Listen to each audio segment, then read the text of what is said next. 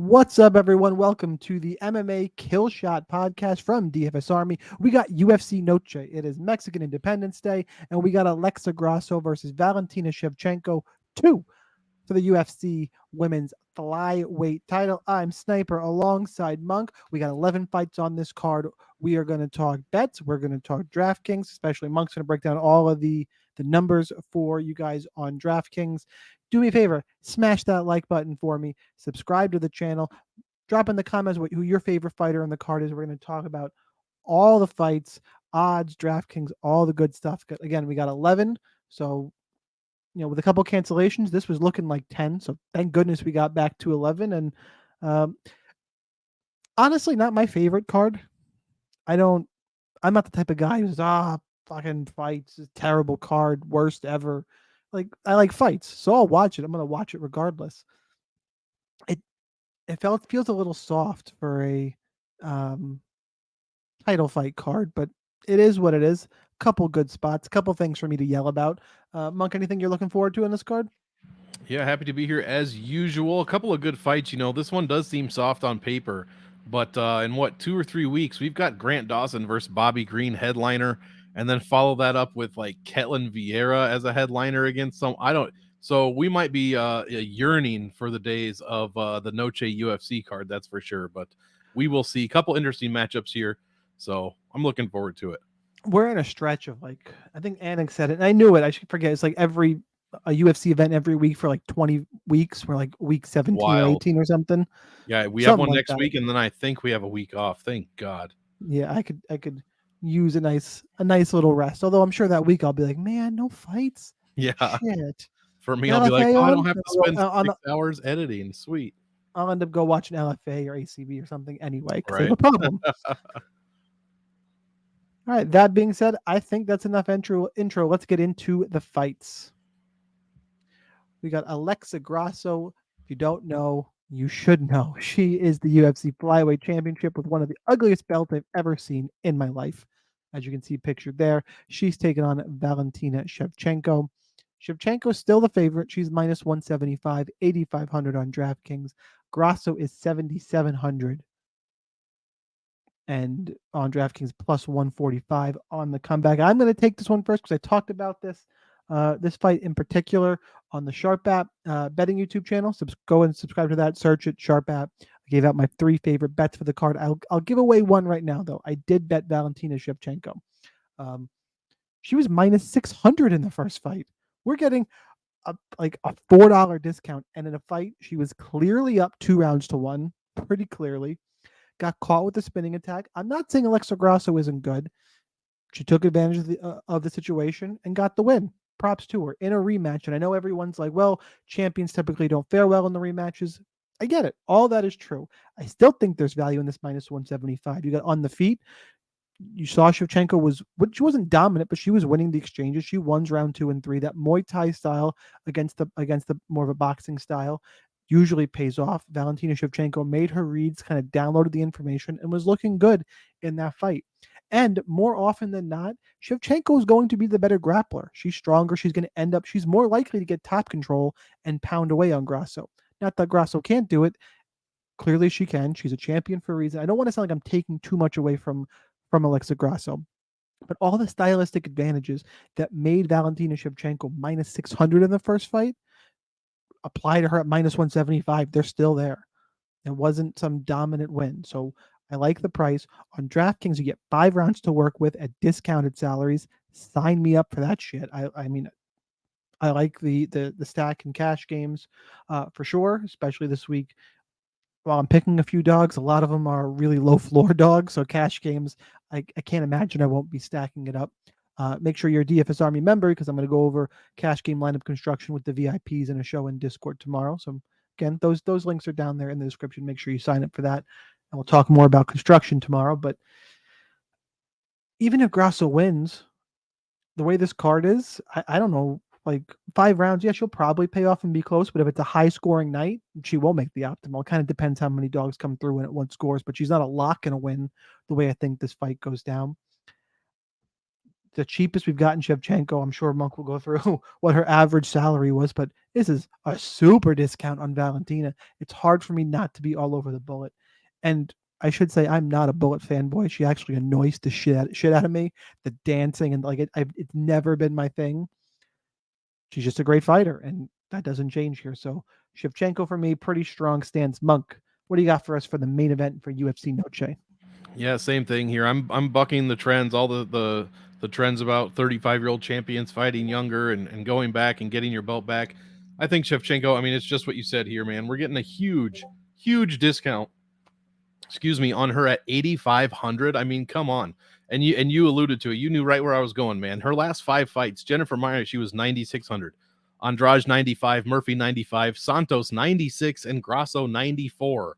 And now she's $8,500, dude. If she would have gotten that win, if she didn't, get submitted in that one, she already had 80 points. She would have probably scored 90 plus the bonus point. She would have had over 120 points. She put up 115 against Santos, 108, 140 against Andrade, 134 against Valentina Shevchenko has one of the highest DraftKings upsides on the entire card. Hoping this goes to decision because she's going to score all the points, and I really don't mind a main event stack either. It's a little bit, I was going to say, it's not too expensive actually. Grasso was 6,800 last time, so you are paying 700 up. You really never want to do that, but she scored 50 points without the bonus by the end of the 4th round, so she might have scored 60. Other than that, and 60 in a loss is pretty good at 7,700. So I don't know if she'll guaranteed make the optimal lineup in a high scoring loss or even a low scoring win. But I love this fight for DraftKings, but I definitely favor the Bullet here for her DraftKings upside. I mean, Grasso rarely, she put up 120 against Wood, almost 100 against Arajo, but 70 and 80 in her 2 fights before that. So a bit more inconsistent than Shevchenko is. I was racking on this card a little bit, obviously, at the start, but there's actually a lot of good talking points as we talk through the fights. I think that holds pretty true here with our co-main event. Again, I guess the quote-unquote A side, Kevin Holland is the underdog. He's plus 125 and 7,900 on DraftKings.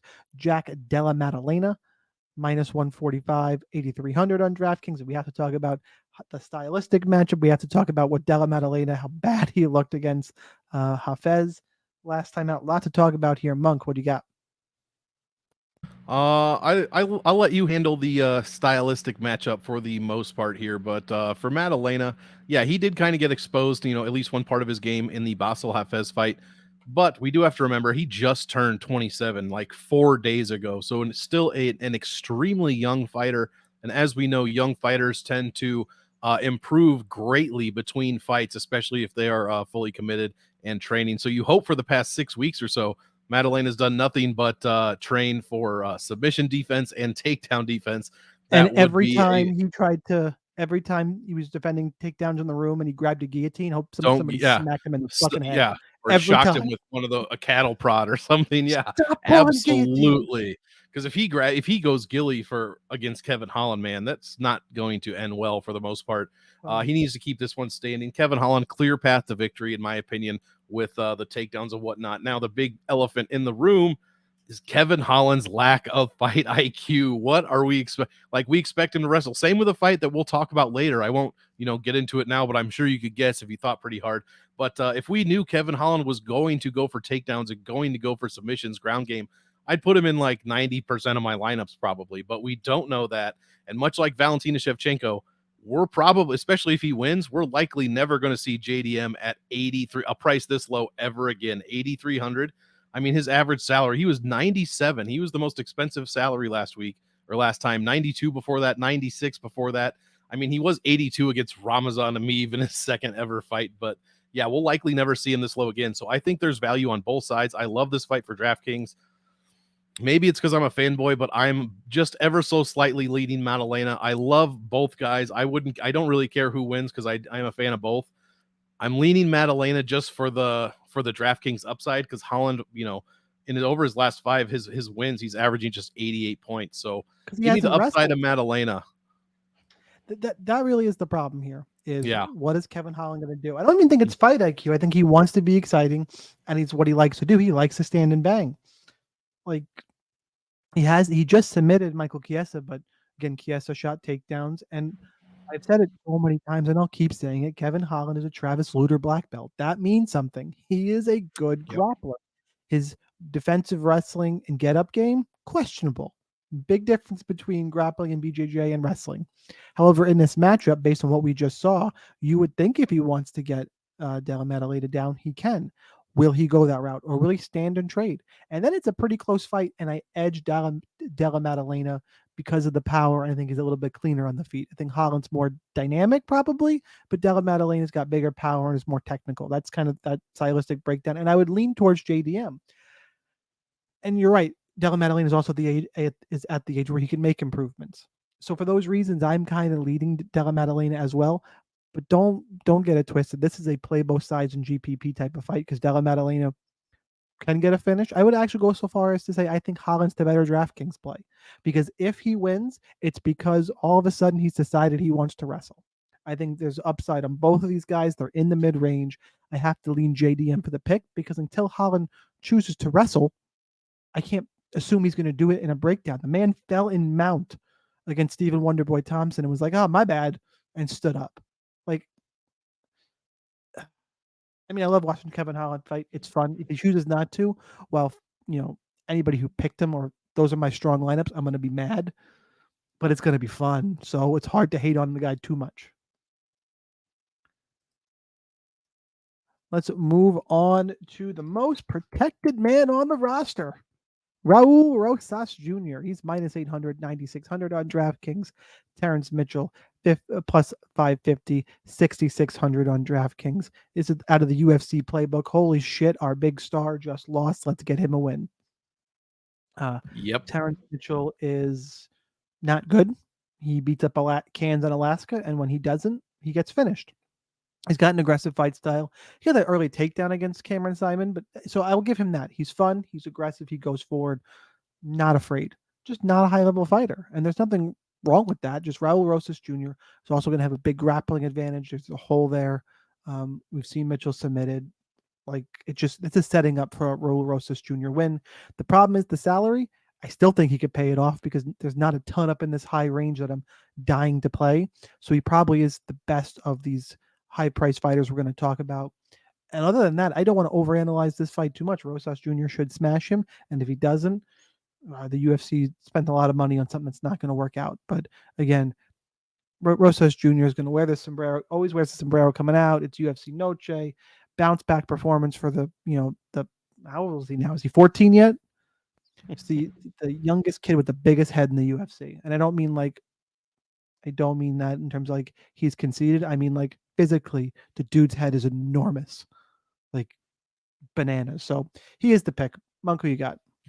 Yeah, same. I don't need to spend a ton of time here. It's clear that everyone wants Rosas to win. I mean, by everyone, I mean the people that put this fight together. You said it best. It's a bounce-back fight. Terrence Mitchell poses basically no threat. The only question for me is he going to score enough to pay off this salary? I also don't like a lot of the people on the high end, it seems, so we're in agreement there. I mean, I guess I'm not going to fade him per se, but I'm not going to go out of my way to get him in a ton of lineups. I will be interested to see what his ownership is going to be at the highest salary.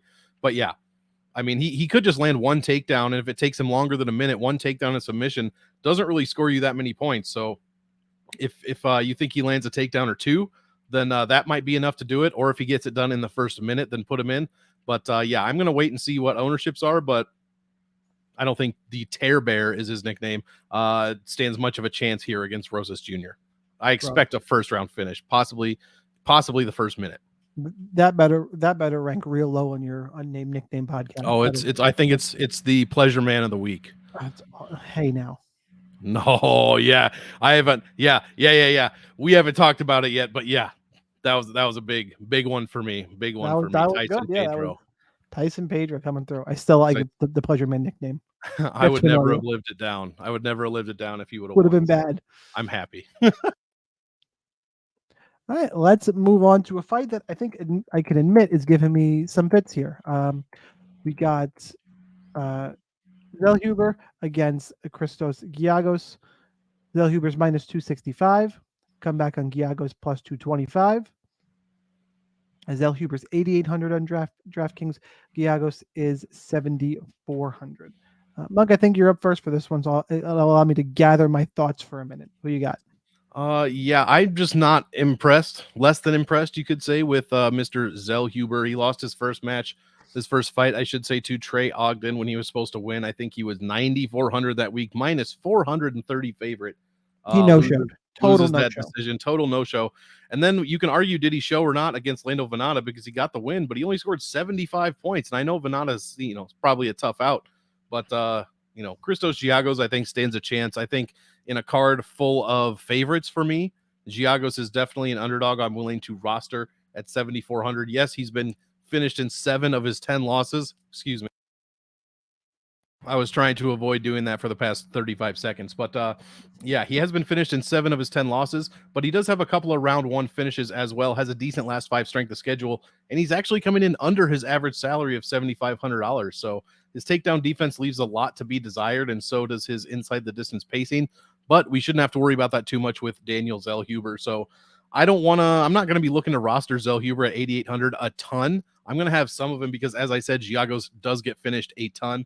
But Zellhuber has yet to prove that. He's still very young. And, obviously he's not Raul Rosas young, but he's 24 years old. Giagos, 33, been in the UFC forever, 12 UFC fights. And I think he stands a chance. I'm interested to hear what you have to say, because this is one dog I am going to be rostering this week. Yeah, I'm going with Giagos as the straight up pick. And it's mostly because I can't get a good handle on Zellhuber. Don't know who he is.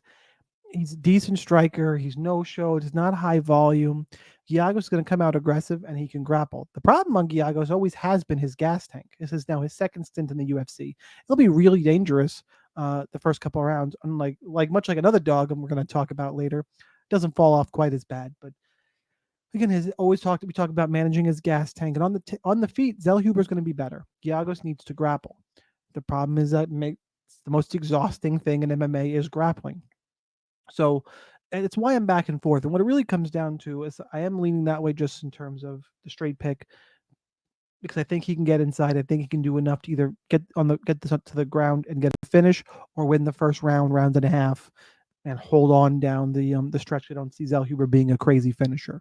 So that's the straight up pick. But I think on DraftKings, I think Giagos is clearly the play. I know Giagos has been finished, but Zellhuber just doesn't seem to be that put away style unless he looks completely different than he has his first 2 UFC fights. I'm going to be under on Zellhuber. There's other favorites up in that range I would rather take a shot on.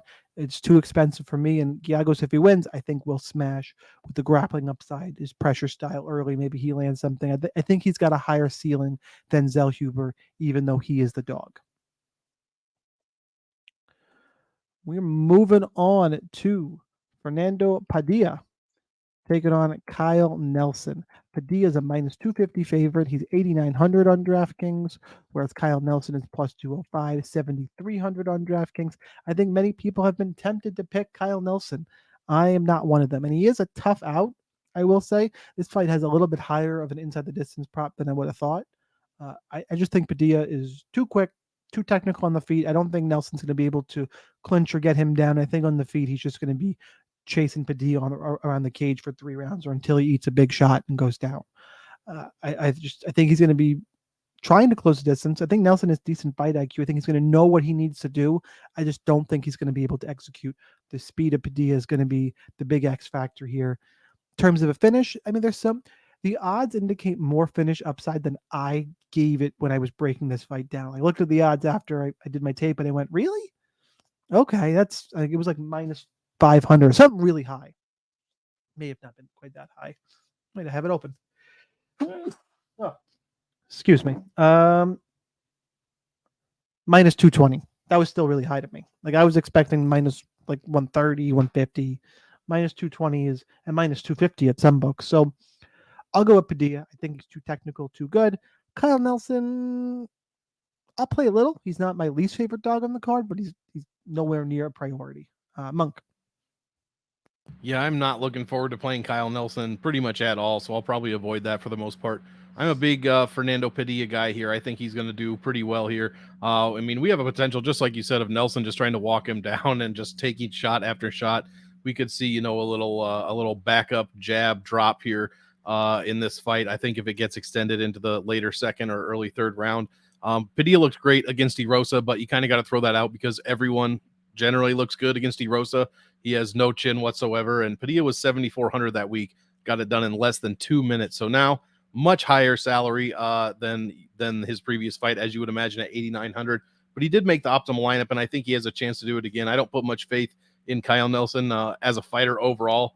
In fact, only his only 2 wins in the UFC, I think, Marco Polo Reyes. I mean, how long has it been since that guy was in the UFC? And Blake Builder, who's only had 2 fights, and Nelson kind of scraped by, according to the stats, by the skin of his teeth there, just outstriking Builder by about 14 strikes, and that was really about it as far as the fight. So give me the upside of Padilla. If this goes to decision, I might regret that, but I still like Padilla in cash. Maybe a little bit of Nelson in GPPs, but I like Fernando overall. Fernando. No, I'll stop. Sorry, guys.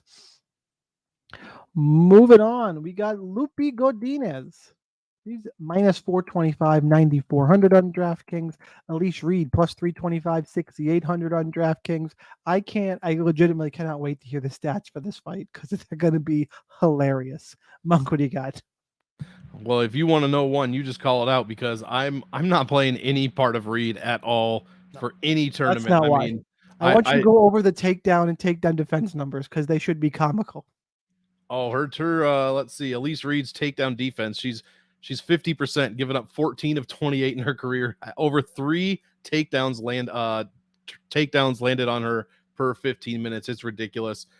She's getting outpaced 3-1 inside the distance. And now we've got Lupi Godinez here. Very good takedown accurate, over 3.5 takedowns for 15 minutes. Let's all talk about her takedown accuracy.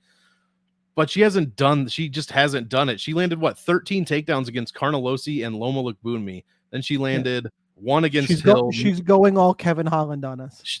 That is where I was going with this. Exactly. Another fighter. This is who I alluded to earlier when I was talking about Holland. If I knew Lupi Godinez was going to wrestle, I'd put her literally in every 100% of lineups, because she put up 130 against Carnelossi. Elise Reed must have like a white belt in jiu-jitsu or something. I think we were talking about it last night. She's a nothing ground game. She would get smashed, either subbed out or absolutely manhandled or woman handled, I guess, as the case were, for 15 entire minutes, and score 1,000,000 points either way. But we don't know that. So Lupi is going to be too expensive for me this week. I will have some of her roster, but I'm not going to be the field. I assume the field's going to be extremely high on her. If I knew she was going to wrestle, I would obviously play her, but I just don't know that. And I don't want to be out in the cold when, she put up 66 against Calvillo. She put up 85 against Lookboonmee, and that was when she landed 5 takedowns, 85 points, and she put up 88 against Ducote. Neither of those are going to get it done at 9,400. So this is a real gamble on Lupi Godinez this week. But yeah, I hate Elise Reed in all formats. Yeah, that's really what this comes down to, is that I don't think Reed can stop a takedown. Yeah, do we have to worry about Godinez actually doing it? Sure. I think she will. The matchup is good. She's so aggressive that I think that she's going to move forward and end up in the clinch at least, because I don't think Reed is going to meet her in the middle. I think as long as Godinez either looks for a takedown or has halfway decent footwork, I think she'll find them at some point on top. I think she's going to beat Reed up. Like, I can't get behind any Elise Reed. There was a fight relatively recently that I was very wrong on Elise Reed. What was it? I kept thinking it was her that made the optimal in her last fight, but I was confusing her with JJ Aldrich. Yeah, but she was the Elise Reed was the minus 330 favorite against Corey McKenna, who she won via split decision. I don't even know what I'm talking about. Yeah, she beat Jin Frey by decision. Oh, that's right. She choked out Loma Lookboonmee, but yeah. Who, Elise Reed? Oh, Elise Reed. Yeah, that's why I was like, I think she got choked out by Loma Lookboonmee. That was Loma's first. Oh no, that's right. That's right. No, I have that flipped. Yeah. So again, anywhere on the ground, like, just get it there, Lupi. Just get the fight there, and we're good. So I'll be under an Elise Reed even at a dog shit salary, and just be saving my money for other underdogs. Yep. Other underdogs like Josh Fremd. Yeah, I am on a fucking island this week. Yeah. Roman Kopylov's a minus 330 favorite. Josh Fremd, plus 255. DraftKings Kopylov's 9100. Fremd is 7100. This one is on me to start, and that's good. Look, I'm going to play some of Kopylov. The inside the distance number, it's pretty big. It's a play both sides type of fight in GPP. I think of Josh Fremd as I'm referring to him all week as a fraud checker. Now, granted, he lost to Trayshawn Gore. It's not great. He got caught in a submission, but he beat Cedricus Dumas, who I still think is a fraud. Like, I got that one right. It's more that Josh Fremd is a decent, well-rounded mixed martial artist. Roman Kopylov has shown himself to be really really one-dimensional. He's going to have trouble with grappling and clinch work against the cage. If he can't get in space, he's in a lot of trouble. And we've seen it in his last few fights. And the more I watch, the more I'm like, someone is going to take advantage of this. I know Kopylov is trying to improve and get better, but it's just his takedown defense. It's just not there.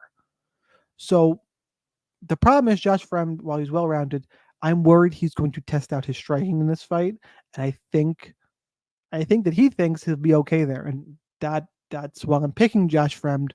If you stand in space too long, I'm gonna I'll be able to live bet Kopylov because he'll be a big favorite and Fremd will be unconscious. But there's a clear path here for Josh Fremd. It's the grappling, it's the clinch work, and at this price, I'm taking a shot here. Your DraftKings lineups, play some Kopylov in GPP. The betting wise, that number on Fremd, it's a stab against Kopylov. Until I see him well-rounded and sprawl or dig an underhook appropriately on the cage. Anybody who can grapple, I'm probably going to lean that direction, especially at a big plus money number. So leaning towards Fremd to pull the upset. I understand the upside on Kopylov. The dude's a better striker with good power. It's clearly there. Just the old adage, styles make fights. And if Josh Fremd displays fight IQ, I think he's got a real good shot to pull the upset here. What are the numbers telling us, Monk? Well, I like Kopylov overall. I mean, landed that head kick against Ribeiro. That was an incredible head kick. But his only good score in the UFC is against Puna Soriano, who might have a negative ground game. He put up 108 points there and was basically able to do whatever he wanted because Puna posed no threat at all of going outside of Kopylov's comfort zone, which is the striking. So I don't really like Kopylov for GPPs, even though I probably think he wins this fight more often than he doesn't. So I'm going to go with Josh Fremd at 7,100. This is also happens to be another case of I'm desperately searching for dogs this week. And I think this is exactly what you said. He poses somewhat of a ground game upside here against Kopylov if he is able to get it done. I mean, Kopylov might not be able to get up off his back if Fremd lands just one takedown. He could look, sloppily dominant this whole fight if he keeps Kopylov on the ground and he keeps busy enough to not be stood up. That said, I might, in retrospect, I could be looking back and realize that I was reaching for straws by going for Josh Fremd because I really do think Kopylov is talented, but he's also older than I always think this guy's like 25. I think he's like Chase Hooper's age, probably because he looks almost exactly like him. He's not. He's 32 years old. So I'm leaning for Josh Fremd here. Like I said, I like Kopylov. I think he probably wins maybe 55% of the time, maybe even 60. But I'm going to be leaning Josh Fremd pretty hard on DraftKings over Kopylov. He just doesn't score well enough ever. I mean, 93 against Ribeiro and 80 against Alessio Di Chirico. Also, he got subbed by Carl Roberson. Yeah, that's bad. That's not great. Yeah, that's and on that note, that's it for me. Now you got Edgar Chairez. He is a minus 220 favorite, taking on Daniel De Silva or Lacerda or whatever the fuck he's listed as wherever. Chairez minus 220, De Silva Lacerda plus 185, Chairez 8,700, De Silva Lacerda is 7,500 on DraftKings. I mean, a lot of numbers to break down in this fight for you, Mike. Not a lot of wins from either guy, but a lot of numbers. Yeah, these two are 0-5 collectively in their UFC careers. Do you know what Lacerda's if you include Chairez's Contender Series fight, it's 0-6. 0-6. That's true. Do you know what Lacerda's nickname is, or rather, do you know what it means? His name is Mioche. I don't remember how it's pronounced, but it means ramen noodles. His I could go nickname for is some ramen right now. yeah, it sounds good. His nickname is actually Rom. Just thought I'd throw that out there for you. His at distance pacing. Look, I don't need to go into the numbers here. Chairez's fight needs to be thrown out because he was fighting Tatsuro Taira. He didn't do shit. All right, you might not have to throw it out, but he didn't really do anything against Tatsuro Taira. His at distance pacing, he doubled up Tatsuro, but that is really his only good stat, other than the fact that he did land a knockdown in that fight. He only controlled 4% of the total grappling time that he was involved in. He was also 6,600. He is now $2,100 more than that against Lacerda. Lacerda, I mean, say what you want about it, He but got doubled up by Taira. I think you had that backwards. Taira landed more strikes than Chairez. I don't know. I mean, maybe per minute, just maybe on the ground. He was maybe a lot of those were inside the distance strikes, either in the clinch, on the fence, or on the fence rather, or on the ground. I'm trying to do the Lord's work for you here. Let me just let's see here. Let's share my screen. Pop this up for everybody. I'll pull one of these. Yeah, so Taira landed 26 at distance strikes and 25 for he landed 35. He landed 35 ground strikes, so that's kind of why it's thrown off. Taira landed 61 at range. Yeah, I know, but landed 25. No. He landed 61 strikes, significant strikes, but 35 of them were ground strikes. If you look on down one and all the way over to the right. You're talking at range. I get it. Yeah. At range, Chairez outscored Taira, but inside the distance, Taira made a fool of him with 25 strikes. Yeah, exactly. Exactly. I got you. So yeah, that's what I mean. We kind of got to throw this stuff out for Edgar Chairez. He looked terrible. Lacerda, I mean, he's very dangerous for like a couple minutes, basically 2 or 3 minutes. Also, he puts people on he's put 3 out of 4 opponents on the optimal lineup. Only Lil Figgy didn't make the optimal lineup, and that's because he didn't do shit and still managed to finish Daniel Lacerda. He literally landed like 5 strikes. Figgy did. He had no control time. He had no takedowns at all. In fact, it was a 1 minute fight though. That was a sub in 1:18. Yeah, and then Figgy, he only gave up 90. He literally gave up the bonus, and that was it. Other than that, he's given up well over 110, 111 points per loss to all of his opponents, Jeff Molina, Altamirano, and Vergara. Vergara doesn't score well against anyone, and he dominated Lacerda. So I like Chairez. I like actually both sides for DraftKings. I'll have a ton of it.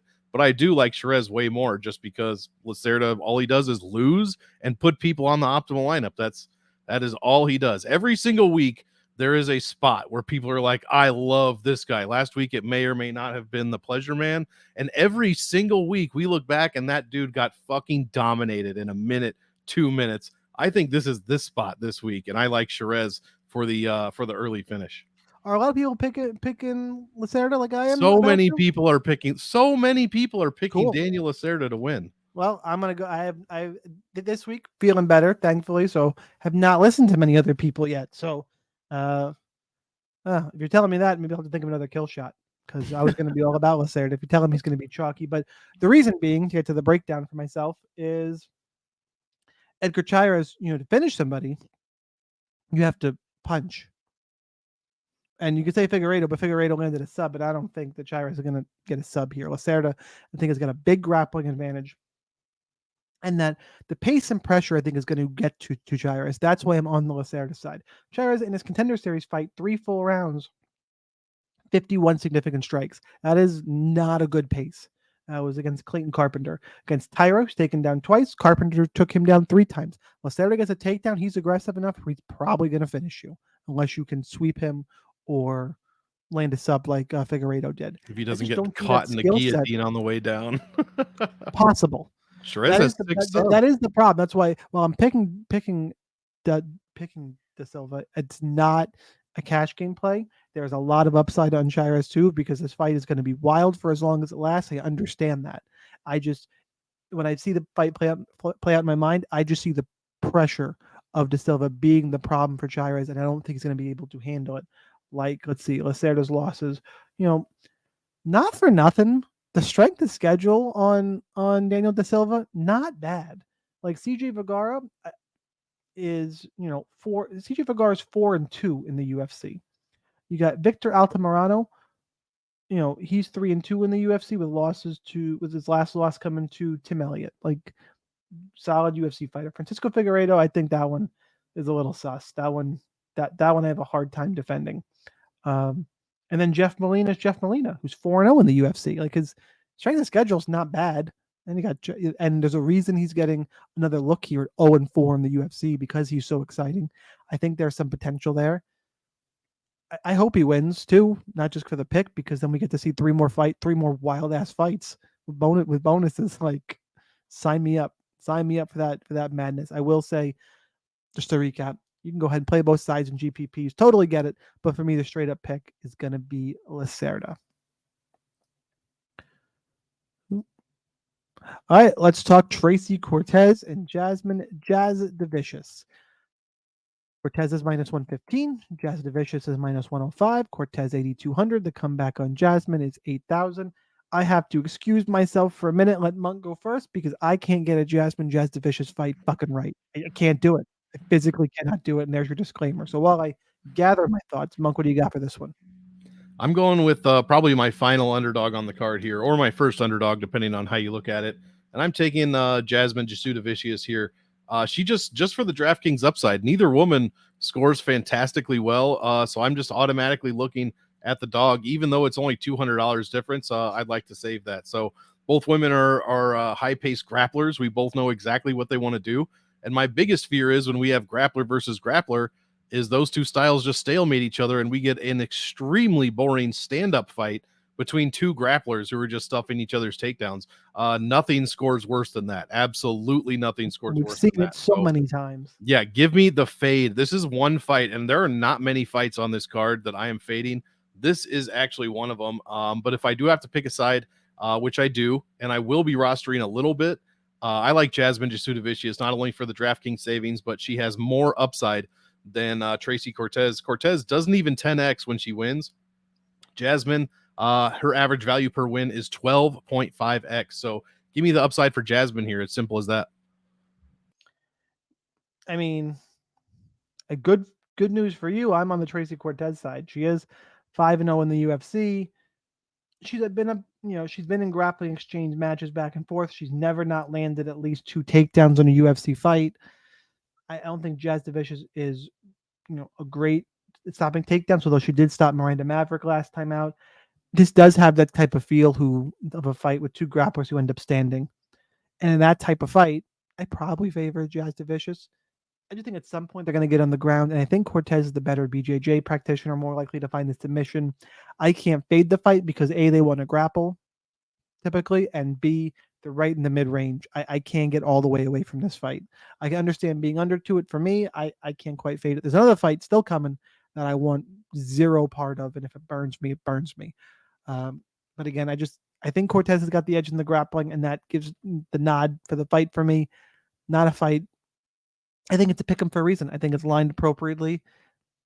Just kind of roll. I think Cortez is slightly better, but I've been wrong about Jasudavicius time and time again, and there's your disclaimer. Let's talk Campbell, and let's talk Reyes. Campbell, the -550 favorite. Alex Reyes for plus 400 dog. Campbell's 9,300. Alex Reyes is 6,900. And oh joy, I get to go first for this fight. Not incredibly thrilled. Can anybody tell me who exactly the fuck Alex Reyes is? Because I've knocked out by Mike Perry 6 years ago. Charlie, that's all I know. I've seen Charlie Campbell fight this decade. I haven't seen Alex Reyes fight this decade. No one's seen Alex Reyes fight this decade. Dude is now 36 years old, coming off a 6-year layoff, where he's 0-1 in the UFC, where he was knocked out by Mike Perry before Mike Perry was a thing. Yeah, there's no way in hell I can pick him. Charlie Campbell, look, he got knocked out on the Contender Series against Chris Duncan. If you watch Contender Series or even highlights, you've seen the meme. He had Duncan hurt bad. And Duncan throws like a UFC 50. I'm hurt. I'm going to throw something. And it actually lands, a total throwback kind of thing. Campbell gets caught, gets finished. I still think he's a good striker. I think he can mix it in. He clearly has power. I have no faith in Alex Reyes. Give me Campbell. The prices are a little scary, and I'm not going to say jam Campbell into all your lineups, but on no planet will I let Alex Reyes will I invest in him? It's just one of the spots where if he beats me, he beats me. But who the fuck are you, bro? This smells like who do we see relatively recently come back to not fighting forever? Matt Wyman getting slammed by Jordan Levitt. Like, oh yeah, that's right. You're a million years old. Like that's what this smells like to me. So give me Charlie Campbell, and I'm not going to overanalyze it. What about for you? Yeah, I might even speak for fewer seconds than you did on this one. It's Charlie Campbell. I love him for cash. I put zero stock into, I keep waiting to say Dominic Reyes, Alex Reyes, who someone told me was his brother. I don't assume that that's true, but that's what they were saying on the show I did last night. Either way, 6 years is a ridiculous time off. I mean, his fight with Mike Perry lasted. I guess I don't even have that in front of me. He got I think knocked out by Mike Perry, like you said before. Perry was Perry. It is Dominic Reyes' older brother. It is not. Oh, his older brother. So if Chin's running the family, just X this dude out of your lineup for sure. Also, I mean, not only 6 years off, but he took 6 years off because he had infected stem cells injected into his spine. The dude was actually paralyzed for a while, had to reteach himself how to walk. It's a fantastic story, and I'm super glad he recovered, and he seems to be 100% recovered if he's going to fight.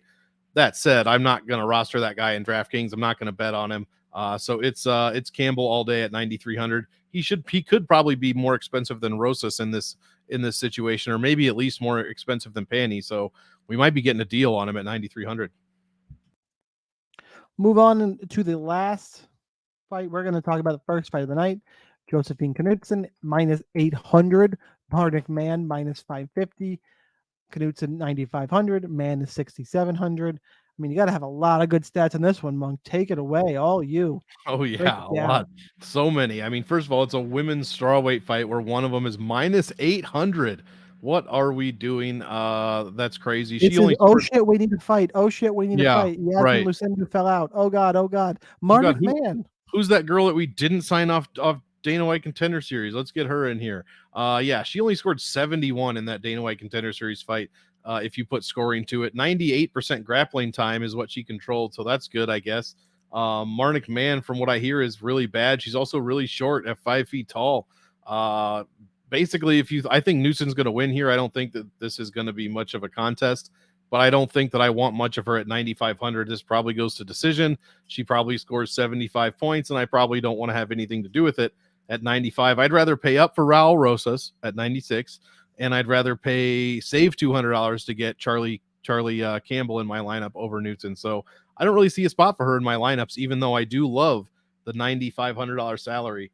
And again, 6,700 has like a 4% win rate since 2021. So there you go. Yeah, if this fight beats me, it beats me. Yep, I don't want any part of it. Like, sorry, Knutsson, I think you're good. Although I was going to pick Lucinda against you, but Knutsson is. What was also sick about this fight is that whenever I watch Knutsson fight, she's grinding somebody up against the cage.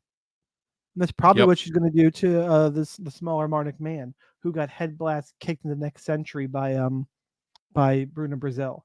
So yeah, she was in a road to UFC fight where she landed 34 significant strikes and 4 takedowns, I will say, in a win. And then Contender Series, 53 strikes, 1 takedown. 9,500 is too much. Marnik Mann's no good, but I can't pay that.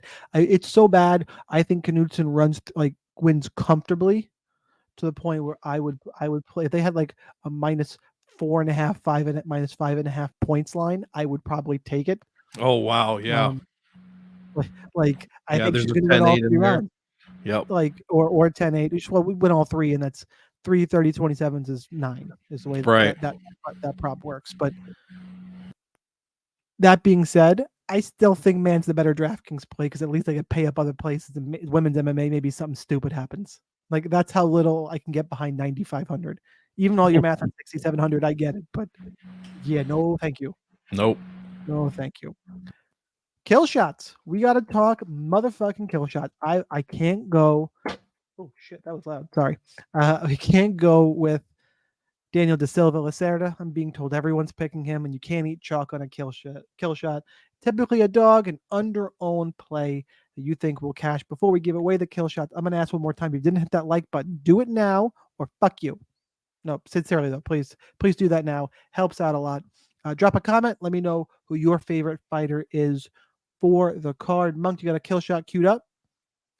Yeah, I've got. I mean, you could flip a coin and guess which one I'm going with out of the two or 2.5 dogs I gave you. So I'll go ahead and pick Christos Giagos. I mean, I already talked about his numbers. I already talked about his upside, and we already talked about the young age of Zellhuber, the inexperience. I know he's got 14 fights, but that is a lot for 24 years old. It makes me wonder if he's just crushing cans. His strength of schedule would kind of say so, but not, maybe a little, half of one, 6 dozen of the other.